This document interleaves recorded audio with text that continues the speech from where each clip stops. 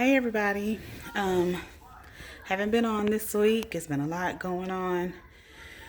And I thought I would jump on and just talk about some of the things that's going on in the world right now. Um, I'm sure we're all aware of it. On top of already having the pandemic going on, we find yet again where a black man, George Floyd, was murdered by a police officer while several other police officers stood by and let it happen. Um, and right before that, someone was killed for jogging while black. Before that, a black woman was killed in her house from a wrongful bust, drug bust. She was murdered in her own home. And so now we have people protesting strongly. And I totally agree with it. I agree with the protest. Now, let me say, I do not agree with the looting and any type of violence. However, I do understand it. If you bully a kid, it could be the most calm, friendly, kind-hearted child.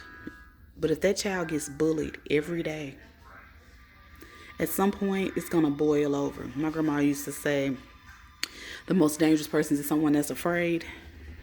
I don't know if it's so much fear as it is tired. And we're just tired. And for people that don't understand systematic racism or racism period, or if you're somebody that thinks that racism does not exist, I don't know what bubble you live in. You are definitely either privileged or not in the same world that I'm living in. I have known for years, because I am a black person, that things just don't go the same for black people as it does for white people. Okay? You could have the exact same situation and it turn out totally different. Now, what I will say is, I do believe that white people do have a part in this fight.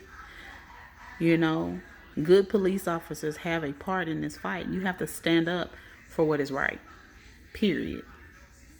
And, the frustration that you feel having to teach your kids how to behave as black children if they encounter certain situations to try to make it home alive, which is still not guaranteed. They could do everything right and still be killed because of their skin color or because someone fears them,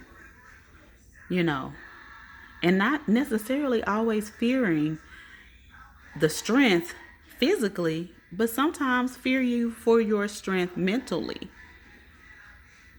It's just a sad, sad situation. And then the leadership of this country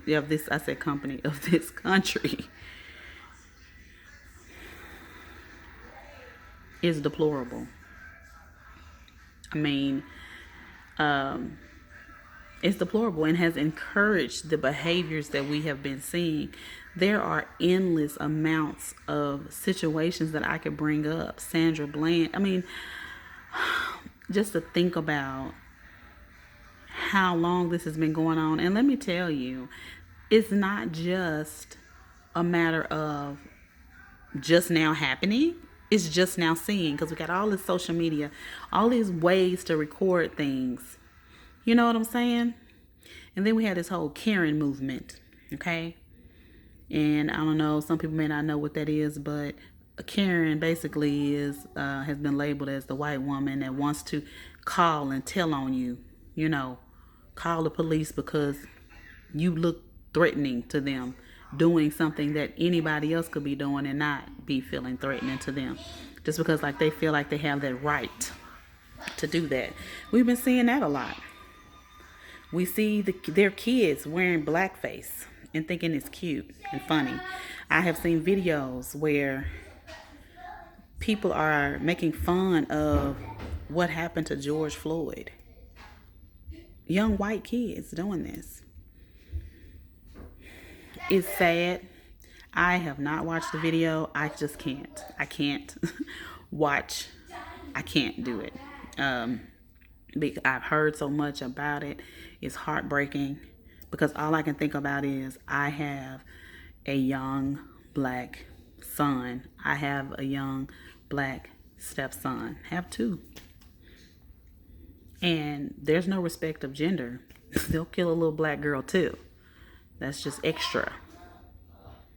And if you don't understand the problem and you're not fighting against the problem, then you are definitely part of the problem.